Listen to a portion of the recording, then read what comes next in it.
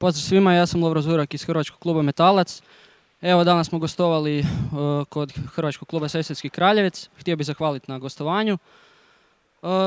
Hrvao sam kategoriju do 77 kg, koja inače nije moja prirodna kategorija, inače hrvam 72 kg.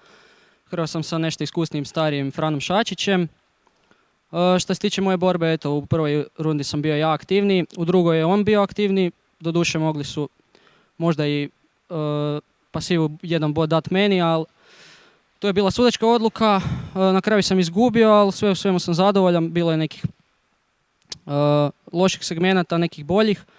A što se tiče konkretno meča, malo smo podbacili danas, možda smo mogli izvući pobjedu u nekom mogućem scenariju, ali u konačnici na kraju je to rezultat bio 7-3. Eto, htio bih istaknuti borbu Mateja Mandića i čestitati njemu na pobjedi protiv Vjekoslava Luburića.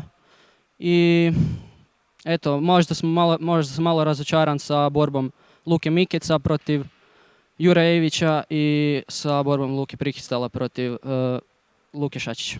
Hvala.